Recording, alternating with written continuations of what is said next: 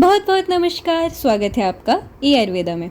तो आज हम पढ़ने वाले हैं BAMS सेकंड प्रॉफ का हमारा मोस्ट इम्पोर्टेंट चरक संहिता। तो आज हम पढ़ेंगे अध्याय 14 स्वेदन अध्याय का पार्ट 1। ये टॉपिक स्नेह अध्याय के बाद सबसे इम्पोर्टेंट चैप्टर है। As I can guarantee you कि आपके यूनिवर्सिटी एग्जाम्स में इस चैप्टर से 10 मार्क्स का, 5 मार्क्स का या फिर MCQ तो आएगा ही आएगा। तो मेक श्योर आप इस चैप्टर को बहुत अच्छे से पढ़े। तो जो टॉपिक्स आज हम इस वीडियो लेक्चर में कवर करेंगे वो है स्वेदन के लाभ, स्वेद भेद एंड कॉन्ट्राइंडिकेटेड पार्ट्स, सम्यक एंड अतियोग ऑफ स्वेद एंड इट्स चिकित्सा, देन स्वेदन के अयोग्य एंड योग्य पुरुष। उसके बाद कुछ स्वेदन के टाइप्स है, पिंड, परस्तर, नाड़ी, अवगाह एंड उपनाह स्वेदन। इनके हम द्रव्य देखेंगे यूज्ड फॉर स्वेदन। तो as I told you this is a very important chapter, so I have tried my level best कि मैं आपको इस चैप्टर को काफी सिंप्लीफाई करके इजीली समझा पाऊँ एंड कुछ टिप्स एंड ट्रिक्स से आपको इसके इंपॉर्टेंट पार्ट्स लर्न भी करवा दूं। तो मेक श्योर आप इस वीडियो लेक्चर को एंड तक देखें। तो चलिए जल्दी से शुरू करते हैं। तो आचार्य चरक ने चैप्टर स्टार्ट करते ही सबसे पहले स्वेदन का लाभ बताया है। तो वात कफ रोग को शांत करने के लिए हम स्वेदन करते हैं। स्नेहन जो हमने इसके पिछले चैप्टर में पढ़ा, उसके बाद वात दोष को बैलेंस करने के लिए स्वेदन किया जाता है, जिससे क्या होगा, जो मल मूत्र एंड शुक्र है, दैट इज हमारी धातुएं है, हमारी बॉडी में मल है, उसका सही मूवमेंट होगा, प्रॉपर मूवमेंट होगा। अब एज ऑलवेज आचार्य चरक इसकी भी प्रशंसा करते हुए एक सिमिली दे रहे हैं, जिसमें उन्होंने कहा है कि एक cast that is dried tree को भी हम स्नेहन एंड स्वेदन देंगे तो हम उसको अपनी इच्छा अनुसार, अपनी प्रेफरेंस के हिसाब से मोड़ सकते हैं, टेढ़ा कर सकते हैं। उसी तरह अगर हम अपनी बॉडी पर भी स्नेहन एंड स्वेदन करेंगे तो बॉडी पर जितने भी रोग हो, जितनी भी जकड़ाहट हो, वो सब हम ठीक कर सकते हैं। तो इसके बाद आचार्य चरक ने हमें बताया कि अगर हमें किसी पेशेंट को सफल स्वेदन देना है तो उसके लिए हमें कुछ पहले आधार पता होने चाहिए। पहला बल एंड अबल ऑफ रोग, ऋतु एंड रोगी। देन हमें पता होना चाहिए इंटेंसिटी, मतलब जो हमारा स्वेदन है वो ना ज्यादा गर्म होना चाहिए ना ज्यादा ठंडा होना चाहिए। देन फॉर्मुलेशंस, मीन जो हम स्वेदन के लिए फॉर्मुलेशन यूज कर रहे हैं वो अकॉर्डिंग टू दोष होने चाहिए। उसके बाद अबाउट स्वेदन कि हम कौन से बॉडी पार्ट पर स्वेदन कर रहे हैं एंड किस टाइप का स्वेदन कर रहे हैं, उसके बारे में हमें सारी नॉलेज होनी चाहिए। अगर इन सब चीजों की नॉलेज हमें अच्छे से होगी, उसी के बाद हम एक सफल स्वेदन कर सकते हैं। अभी हमने जो पहला क्राइटेरिया देखा ऑफ आधार फॉर सफल स्वेदन, उसी के अकॉर्डिंग हमारा जो स्वेदन है वो 3 टाइप्स में डिवाइडेड है, जो है महान, मध्यम एंड दुर्बल स्वेद। तो ये आप नाम से ही समझ सकते हैं कि इनमें क्या क्या आएगा। तो महान स्वेद में क्या होगा, रोगी बलवान होगा, जो रोग है वो भी बलवान है, एंड जो ऋतु है वो शीतकाल है, सर्दियों का महीना है, जिसमें हम जो स्वेदन है उसको सहन कर सकते हैं। सेकंड आता है मध्य स्वेदन। तो इसमें जो रोग एंड रोगी है दोनों मध्य बल के हैं, एंड जो ऋतु है वो साधारण शीत है, ज्यादा ठंडी नहीं है। उसके बाद आता है दुर्बल स्वेद। तो इसमें रोग एंड रोगी दोनों दुर्बल हैं, एंड जो ऋतु है वो अल्प शीतकाल है, मींस माइल्ड विंटर है। तो यहाँ पर 3 टाइप्स कौन से हुए, महान, मध्य एंड दुर्बल, अकॉर्डिंग टू रोग, रोगी एंड ऋतु। अब आती है हमारी second classification, that is 2 types of स्वेदन। हमें पता है स्वेदन दिया जाता है वातज एंड कफज रोगी को, राइट। तो इसके अकॉर्डिंग हमारे 2 टाइप्स ऑफ स्वेदन आएंगे, स्निग्ध स्वेद एंड रुक्ष स्वेद। अब ये भी नाम से ही आप पता कर सकते हैं। अब स्निग्ध स्वेद है तो वो आप कफज को तो नहीं दोगे, तो ये हम देंगे वातजन्य विकार को। उसी तरह से रुक्ष स्वेद हम देंगे कफजन्य विकार को। एंड जब पेशेंट को वात कफजन्य दोनों विकार हैं, तब हम यूज करेंगे स्निग्ध एंड रुक्ष दोनों का स्वेद। तो इसके बाद आती है हमारी एक और क्लासिफिकेशन, जिसमें हमने डिवाइड किया है 2 टाइप्स में, दैट इज अमाशय एंड पक्वाशय। तो ये है बेस्ड ऑन लोकेशन। तो अगर अमाशय जो कि कफ का लोकेशन है, वहाँ पर वायु कुपित हो जाए तो वहाँ पर हम ट्रीट कैसे करते हैं, पहले हम देंगे रुक्ष स्वेदन, देन हम देंगे स्निग्ध स्वेदन। अब आप यहाँ पर सोचेंगे कि कुपित तो वात दोष है, तो यहाँ पर हम पहले रुक्ष स्वेदन क्यों दे रहे हैं, हमें तो स्निग्ध देना चाहिए ना, क्योंकि वात के लिए तो स्निग्ध है। पर क्या होता है, जब भी हम चिकित्सा करते हैं एंड किसी की लोकेशन पर कोई दूसरा दोष बढ़ा हुआ होता है, लाइक यहाँ पर अमाशय में प्लेस है किसकी, कफ की, एंड वहाँ पर बढ़ा क्या है, वायु। तो हमें क्या करना है, पहले उस प्लेस का जो ओरिजिनल दोष था उसे ठीक करना है, देन हमने आए हुए नए दोष को ट्रीट करना है। तो ओरिजिनल दोष कौन सा है, कफ दोष है, इसीलिए हम देंगे रुक्ष स्वेदन। देन जो बाहर से आया हुआ दूसरा कुपित दोष है उसे हम ट्रीट करने के लिए देंगे स्निग्ध स्वेदन। सेम फॉर पक्वाशय। पक्वाशय इज अ प्लेस फॉर वात दोष, एंड वहाँ पर जब कफ कुपित हो जाता है तो हमें पहले उस वात दोष जो ओरिजिनल दोष है वहाँ का उसे ट्रीट करना है विद स्निग्ध स्वेदन, एंड देन जो वहाँ पर कुपित दोष है दैट इज कफ दोष, उसको ट्रीट करेंगे बाय रुक्ष स्वेदन। ये थोड़ा सा ट्रिकी कॉन्सेप्ट था, आई होप सबको समझ आ गया होगा, बट स्टिल आपको ये याद रहे, इसीलिए हमारे मैजिक बॉक्स में आपके लिए एक ट्रिक है, दैट इज सर्प, S से स्निग्ध, R से रुक्ष, P से पक्वाशय। तो ये पक्वाशय के लिए स्वेदन की विधि विधि है स्निग्ध देन रूक्ष, एंड इसी का उल्टा आप याद रख लेंगे अमाश्य के लिए। अच्छा जी, अब आचार्य चरक ने क्लासिफिकेशन के बाद हमें कुछ ऐसे पार्ट्स बताए बॉडी के जहाँ पर स्वेदन इज कॉन्ट्राइंडिकेटेड। तो पहला है वृषण दैट इज टेस्टिकल्स, देन हृदय that is heart, and last नेत्र दैट इज आईज। अब इसको हम याद रखेंगे बहन BHN से, दैट इज वृषण, हृदय एंड नेत्र। उसके बाद अगर हमें इन पार्ट्स में स्वेदन करवाना ही पड़े तो हम क्या करवाएंगे, वृषण में करवाएंगे मध्यम स्वेदन, हृदय में आचार्य चरक ने एक प्रॉपर विधि बताई है कि हम हार्ट को कवर कर सकते हैं 4 चीजों से। पहली है मुक्तावली दैट इज पर्ल की माला, सेकंड है कांसा पात्र दैट इज कॉपर का यूटेंसिल, थर्ड है गीला कमल दैट इज जो सोक्ड कमल होगा, लोटस होगा, एंड लास्ट है अपने गीले हाथ दैट इज जो सोक्ड हमारे हाथ हैं जो पानी में गीले थे, उन्हें हमने अपने चेस्ट रीजन के ऊपर रखना है एंड थोड़ा सा शीतलता प्रदान करनी है। As this body parts are very sensitive, वहाँ पर हमें स्वेदन के साथ कुछ ठंडक भी देनी पड़ेगी, अदरवाइज हमें वहाँ पर एडवर्स इफेक्ट्स दिख सकते हैं। एंड वहाँ पर उसके बाद भी हमने कौन सा स्वेदन देना है, मृदु, जो सबसे माइल्ड स्वेदन होता है वो वाला। उसके बाद नेत्र के लिए क्या बताया है, उसके लिए भी एक प्रॉपर विधि है, दैट इज नेत्र को कवर करेंगे क्लीन क्लोथ से, या फिर जौ और गेहूं का जो आटा बनता है उसका पिंड बनता है दैट इज डो बनता है, उससे कवर करना है। एंड लास्ट है कमल अथवा नील कमल। इनसे कवर करने के बाद हम क्या करेंगे, मृदु स्वेदन देंगे, यहाँ पर भी मृदु स्वेदन। तो मध्यम देंगे वृषण में एंड इन दोनों में देंगे मृदु स्वेदन। तो अब इस टॉपिक को याद कैसे रखेंगे, नाम तो आपने याद कर लिए बहन से। अब हृदय के लिए आप याद रखें कि चेस्ट रीजन में हम क्या पहनते हैं, माला पहनते हैं, तो पर्ल की माला, देन बहुत सारे मेटल्स पहनते हैं तो कांसे का पात्र, और वहां पर हाथ रखते हैं इसीलिए गीले हाथ। उसके बाद नेत्र के लिए आप याद रखें कि नेत्र को साफ करने के लिए हम क्लोथ से साफ करते हैं, एंड नेत्र को क्या कहा जाता है, कमल नयन, इसीलिए कमल इज रिलेटेड टू नेत्र, एंड इनमें देंगे मृदु स्वेदन। अब आचार्य चरक बताते हैं हमें सम्यक स्वेदन के लक्षण, कि हमें कब पता चलेगा जो हमने स्वेदन किया है वो बिल्कुल ठीक पूरा हो चुका है। तो इसके 4 पॉइंट्स है, वेरी इजी, वेरी कॉमन। तो पहला है शीत और शूल वय उपरमा, मतलब जो हमारी बॉडी में कोल्डनेस है या फिर जो हमारी बॉडी में पेन है वो सारी शांत हो जाएंगी। सेकंड है स्तंभ और गौरव निग्रह, मतलब जो हमारी बॉडी में स्टिफनेस है और जो हमारी बॉडी में हैवीनेस है वो सारी खत्म हो जाएगी। थर्ड है संजायते मार्दवम, मतलब जो बॉडी है वो सॉफ्ट हो जाएगी, एज पसीना आने के बाद सॉफ्ट हो जाती है स्किन, वैसे ही सॉफ्ट हो जाएगी। देन लास्ट है श्वेत दैट इज स्वेट, वो तो आएगा ही। अब आचार्य चरक बताते हैं स्वेदन के अति योग के लक्षण, मींस अगर हमने जो स्वेदन जो क्रिया है वो बहुत ज्यादा कर दी तो हमें क्या कॉम्प्लिकेशंस दिखेंगे। अब इसको आप याद रखें कि दोष कौन सा बढ़ रहा है। स्वेदन में क्या होता है, पित्त दोष बढ़ जाता है। क्यों? क्योंकि स्वेदन इज उष्ण क्रिया, तो उष्ण करने की वजह से बॉडी में पित्त दोष बढ़ेगा। उसकी वजह से क्या क्या होगा, मूर्छा आएगी, फेंट होगा इंसान। उसके बाद जो बॉडी है वो फटीग फील करेगी, बहुत ज्यादा लेजी फील करेगी, एग्जॉस्टेड फील करेगी। देन तृष्णा, ऑब्वियसली आपकी थर्स्ट बढ़ जाएगी। देन दाह होगा, बर्निंग सेंसेशन होगी क्योंकि पित्त दोष बढ़ा है। उसके बाद स्वेद बढ़ेगा। स्वेदन में जो सम्यक था वहां पर हमने क्या पढ़ा, स्वेद। यहाँ पर क्या होगा, बहुत एक्सेस में स्वेद आएगा। एंड लास्ट है जो हमारा स्वर और अंग है, मीन्स हमारी बॉडी है वो दुर्बल फील करेगी, हम वीक फील करेंगे। तो आपने क्या याद करना है, पित्त का प्रकोप, उसी से आप सारे आगे के पॉइंट्स लिख लेंगे। उसके बाद इसकी अब चिकित्सा क्या है, आचार्य चरक ने बताया कि सूत्र स्थान 6 में, दैट इज तस्य शीते अध्याय में, जो ग्रीष्म ऋतु के रिजीम हमने बताई है, दैट इज मधुर, स्निग्ध, शीतल आहार विहार लेना, जो वहाँ पर जितने भी पॉइंट्स बताए हैं वो सभी स्वेदन के अति योग के चिकित्सा में यूज कर सकते हैं। तो अति स्वेद में क्या होगा, हमारी बॉडी में गर्मी बढ़ जाएगी। ऐसा कब होता है, ग्रीष्म ऋतु में। तो इसीलिए हमें ग्रीष्म ऋतु का जो रिजीम है वो फॉलो करना है।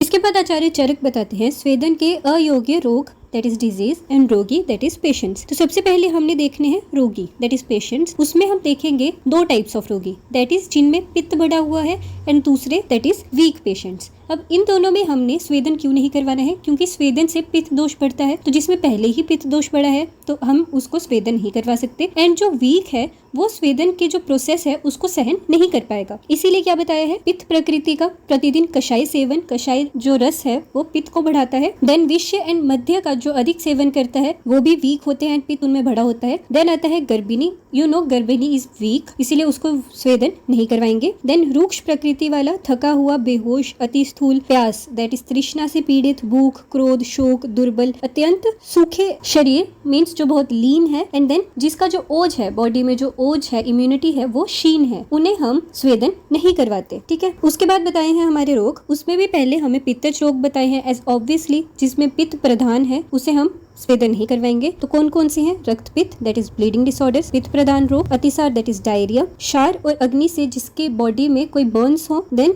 गुदपाक एंड कामला रोगी एंड उदर रोगी। अब ये सारे पित्तज विकार है, इनमें हमें स्वेदन नहीं देना है। उसके बाद बताया है मधुमेह, मधुमेह मीन्स डायबिटीज। अब डायबिटिक पेशेंट्स भी वीक होते हैं तो उन्हें भी हमने स्वेदन नहीं करवाना है। देन शत दैट इज कोई घाव हुआ है, या फिर उरा क्षति दैट इज कोई चेस्ट में प्रॉब्लम है। तो शत में क्या होगा, कोई इंजरी है, वहां पर अगर हम हीट प्रोवाइड करेंगे तो जो हमारी हमारी इंजरी है वो और ज्यादा बढ़ जाएगी, इसीलिए हम उन्हें स्वेदन नहीं करवाएंगे। देन वातरक that is gout and last है तिमिर दैट इज फेंटिंग। अब जो मूर्छा होती है वो भी हमने पित्तज का ही देखा, हमने पीछे देखा था अति स्वेदन में मूर्छा था, तो इसीलिए जो फेंट होता है पेशेंट उसे भी स्वेदन नहीं करवाना।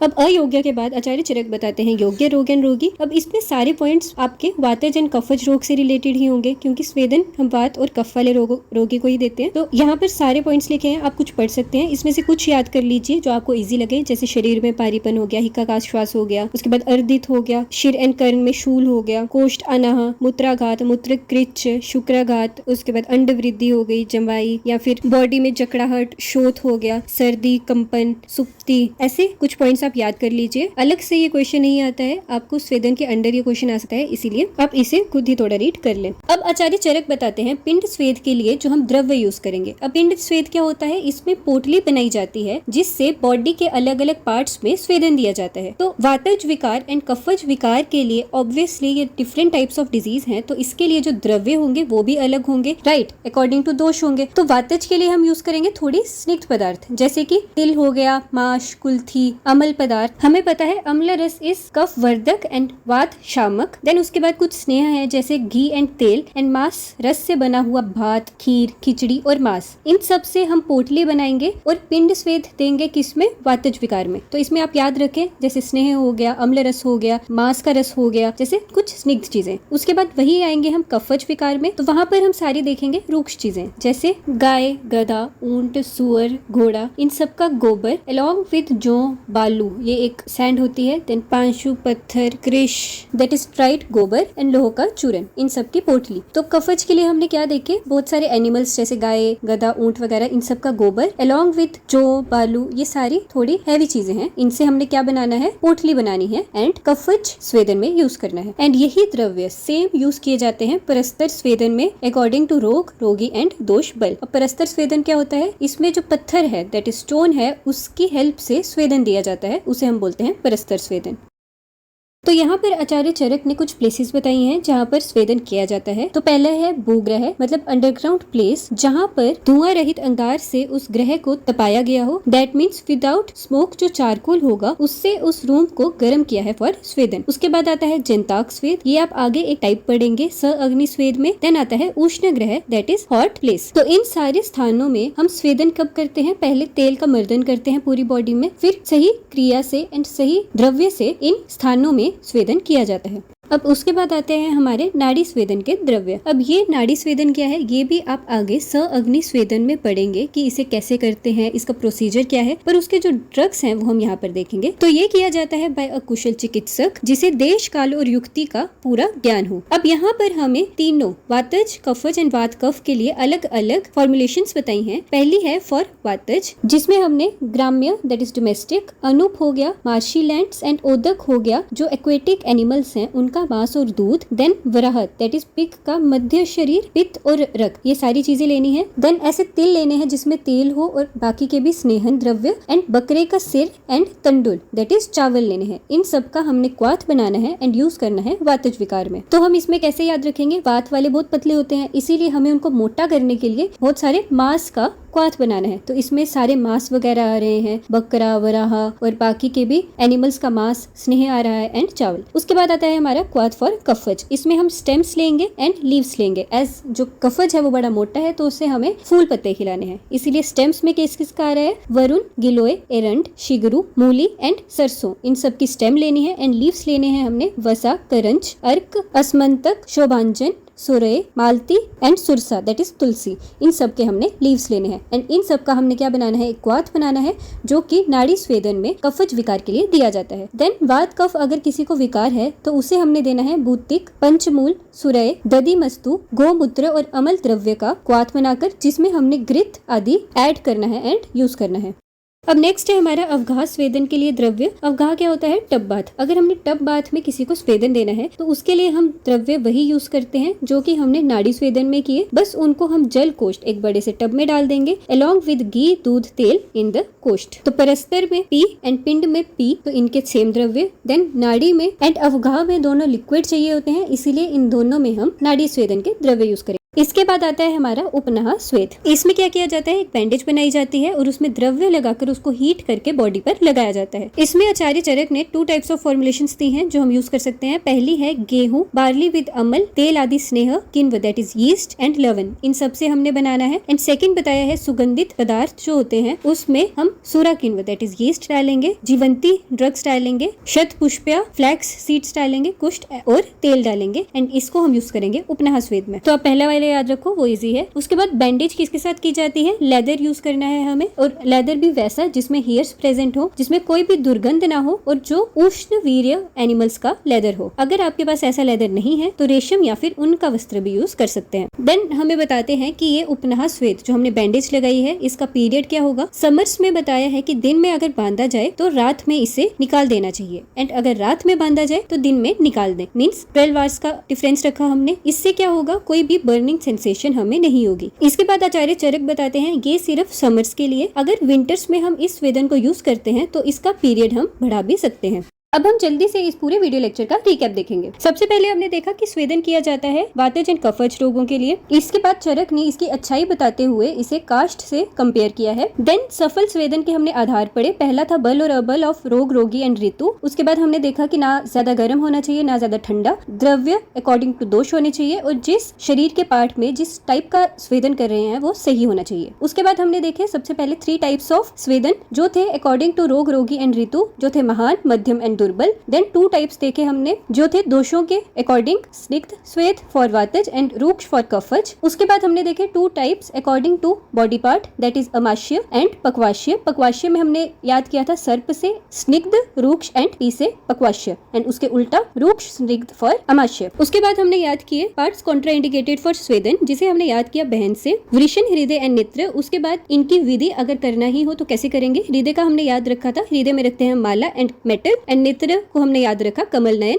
और वृषण में करेंगे मध्यम स्वेदन एंड बाकी 2 में करेंगे मृदु स्वेदन। देन आता है सम्यक स्वेदन लक्षण जो था शीत और शूल का व्यप्रय। उसके बाद गौरव निग्रह, बॉडी सॉफ्ट होगी एंड स्वेद निकलेगा। अति स्वेद में क्या था, पित्त प्रकोप होगा जिससे मूर्छा, तृष्णा, दाह, शरीर में सदन, एक्सेस स्वेद और दुर्बलता आएगी। एंड इसकी चिकित्सा बहुत इंपॉर्टेंट, ग्रीष्म ऋतुचर्या रेजिम। उसके बाद हमने देखे अयोग्य रोग एंड रोगी। रोगी में थे पित्त प्रकोपक रोगी and all of the weak peoples. उसके बाद आया हमारे रोग जो सारे पित्तज रोग थे एंड कुछ ऐसे रोग जिसमें हमारी बॉडी बहुत वीक हो जाती है। देन योग्य में हमने बहुत सारे पढ़े, मैक्सिमम थे वातज एंड कफज रोग। उसके बाद हमने पिंड स्वेद के द्रव्य देखे। पिंड इज पोटली एंड उसमें जो द्रव्य यूज होंगे वो वातज एंड कफज अलग अलग थे। देन हमने देखा सेम द्रव्य यूज होते हैं परस्तर स्वेद में। परस्तर मींस स्टोन, तो पी से परस्तर, पी से पिंड। देन हमने देखा स्थान भेद से भूग्रह, जनताक एंड उष्ण ग्रह। देन नाड़ी स्वेद के द्रव्य देखे जिसमें वातज कफज एंड वातज कफज क्वाद अलग अलग हमने बनाया। एंड वही द्रव्य हमने देखे अफगान स्वेद में जिसमें टब बात से स्वेदन दिया जाता है। देन लास्ट था उपनहन स्वेदन जिसमें हमने बैंडेज बनाई, उसमें द्रव्य लगाए, और बैंडेज किसकी थी, लेदर की विद हेयर, दुर्गंध रहित, और पीरियड था रात को लगाने पर सुबह खोलना एंड सुबह लगाने पर रात को खोलना, जिसे हम विंटर्स में बढ़ा भी सकते हैं।